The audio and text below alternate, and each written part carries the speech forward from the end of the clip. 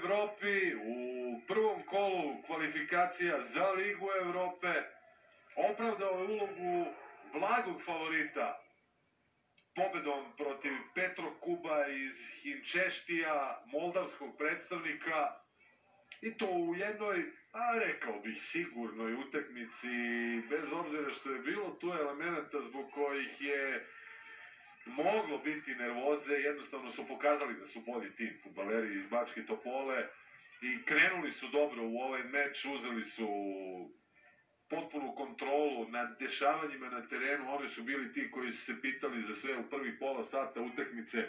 Uspeli su da postignu gol. Saša Tomanović je iskoristio dobar centar šut iz kornera u 16. minutu da dovede svoj tim u vođstvo od 1-0. Onda ih je poremetilo isključenje Borisa Varge u 31. To je bio trenutak kada Petrokub preuzima inicijativu i pokušava da dođe do izjednačenja. Izdržali su do poluvremena fudbaleri TSC-a.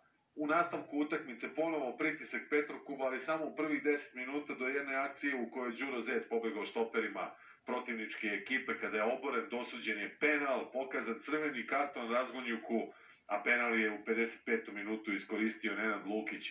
Za ovih konačnih i zaista lepih za ekipu TSC-a iz Bačke Topole 2-0 protiv Petrokuba iz Hinčestija. Bačka Topola, odnosno TSC Bačka Topola u drugom kolu kvalifikacija za Ligu Evrope. Prijatno večer svima.